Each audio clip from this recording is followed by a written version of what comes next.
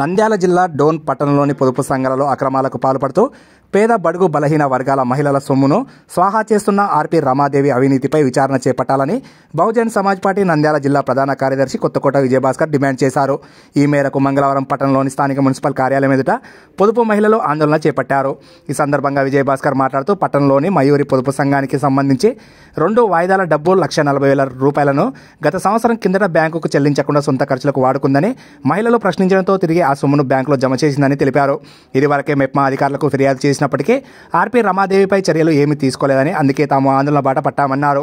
మయూరి గ్రూపుకు సంబంధించి గత లోన్లో కూడా ఈ తరహాలోనే 2 వాయిదాల సొమ్మును రమాదేవి కాజేసిందని ఆయన ఆరోపించారు.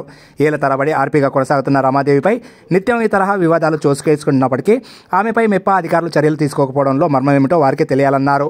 అవినీతి అక్రమాలను ప్రశ్నించిన మయూరి పొదుపు సంఘాన్ని డిఫాల్ట్ గ్రూప్గా చేస్తామంటూ బెదిరించడం అన్యాయమన్నారు. నిబంధనలకు విరుద్ధంగా పొదుపు లీడర్గా కొనసాగుతున్న సచివాలయ ఉద్యోగిని లలితను వెంటనే గ్రూప్ లీడర్గా తొలగించాలని వారు కోరారు. ఇప్పటికైనా అధికారులు ఆర్పి రమాదేవి అక్రమాలపై విచారణ చేపట్టి చర్యలు తీసుకోవాలని, లేని పక్షంలో జిల్లా అధికారులకు సైతం ఫిర్యాదు చేస్తామని తెలిపారు. అనంతరం మెప్పా అధికారులకు ఫిర్యాదు పత్రాన్ని అందజేశారు. ఈ కార్యక్రమంలో సిరివన్న, దొరపల్లె శ్రీను, రామ్, మద్దిలేటి, గుడ్ల సురేష్ పొదుపు మహిళలు పాల్గొన్నారు.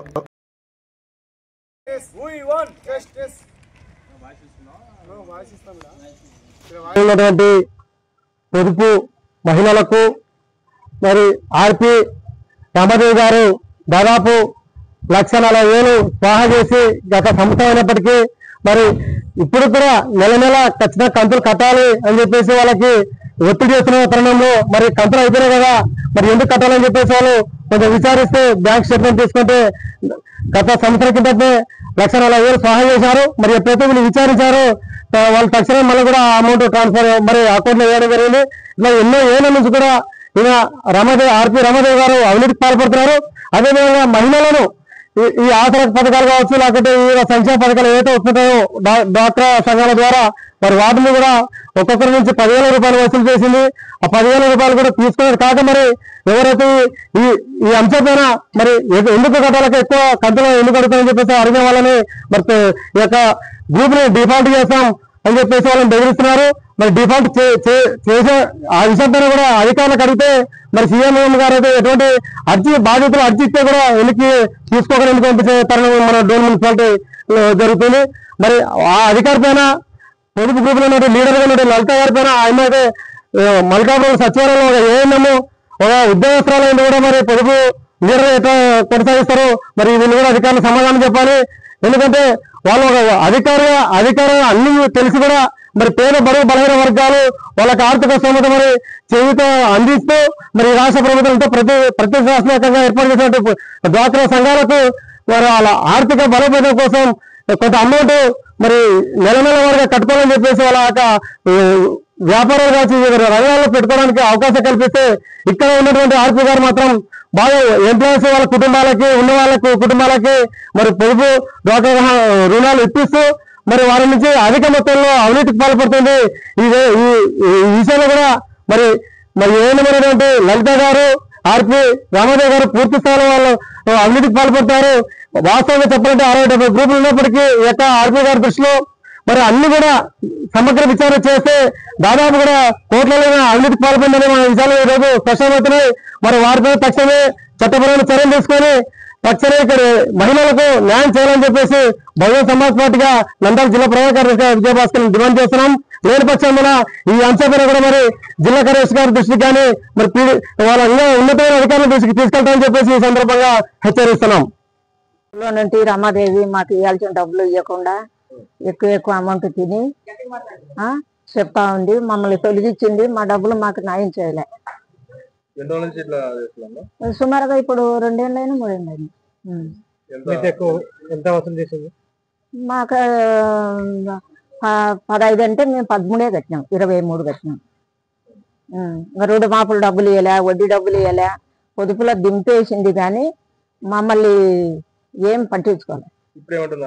ఏమంటే అది ఎవరు చెప్పుకుంటూ చెప్పుకోపో, డోన్ మొత్తం తిరిగిపో, ఏ ఊరు పెరుక్కోలేరు. చేసింటుంది నాకు, మా పాపకి, ఆ తురుకుల పాపకి. వాళ్ళు కొంతమంది వాళ్ళ ఇంటి పక్కన ఎన్ని గ్రూపులు ఉన్నాయి నాకు తెలియదు. అన్ని దాంట్లో కట్టే చేసింది. పేరమ్మా? తిమ్ములమ్మ. నా పేరు ఫస్ట్ లీడర్, నేను రాజ్ కుమార్ నా పేరు. 2019 నుంచి మా గ్రూప్ డిఫాల్ట్ కింద పెట్టేసింది ఆమె రమాదేవి. ఐక్య సంఘం డబ్బులు గాని, పొదుపు డబ్బులు గాని, లోన్ డబ్బులు గాని ఇవ్వలేదు మాకి. ఏమని మేము అడిగేసరి కల్లా మా గ్రూప్ తీసుకపోయి వేరే సెల్ఎఫ్ లో కలిపేసింది. నేను 96 నుంచి ఆమె దగ్గరే ఉన్నా. బాండ్ లోన్ ఇచ్చిన తర్వాత బాండ్లు రాపించుకుంటారు, మళ్ళీ తర్వాత కంతులు కట్టిన తర్వాత బాండ్లు ఇవ్వరు. ఆ బాండ్లు పెట్టుకుని బ్లాక్ మెయిల్ చేస్తారు. ఎవరు చెప్పుకుంటా చెప్పుకోపో, ఇంటి మీద రాళ్ళేస్తాను అదేస్తానని. వాళ్ళ ఇంట్లో పొదుపు వాళ్ళు ఆర్పీలు మాట్లాడరు కానీ మగవాళ్ళు మాట్లాడతారు ఎక్కువ. మాకు గ్రూప్ మొత్తానికి జరిగింది. గ్రూప్ మొత్తం నష్టపోయిన. సెమీరా మేడం ఉన్నప్పటి నుంచి 2021లో ఆర్పీ కళ్యాణి దింపాలని లెటర్ ఇచ్చినారు, కానీ దింపలే. పైన అధికారుల ద్వారా చేసుకొని అట్లా రన్ చేస్తున్నారు గ్రూప్ ని, ఎస్ఎల్ఎఫ్ ని. అధికారులు పట్టించుకోలేదండి. నేను ఇంతకుముందు వెంకటేశ్వర సార్ ఉండే, ఆ వెంకటేశ్వర సార్కి ఇచ్చినాను. ఆయన కూడా నా గ్రూప్ డిఫాల్ట్ కింద పెట్టించినాడు. నేను ఆయన మీద కంప్లైంట్ అయితే ఇచ్చినాను పోలీస్ స్టేషన్ లో. లాస్ట్ కి అక్కడే కరెక్ట్ ఉంది, అంతా రాంగ్, వాళ్ళది రాంగ్ అని చెప్పేసి ఆయన క్షమాపణ కోరినాడు. నేను రాజీకి వచ్చేసిన, ఎందుకైనా ఫ్యామిలీ ఉంది కదా అతనికి అని.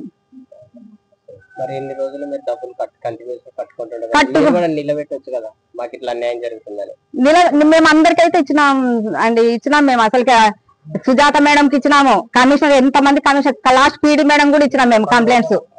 మొన్న రీసెంట్ గా టీడీపీ ప్రభుత్వం వచ్చినప్పుడు మేము ఎమ్మెల్యే సార్తో కూడా ఫోన్ చేపిస్తే ఆర్టీ చేసినారు, మున్సిపాలిటీ ఫోన్ చేసి.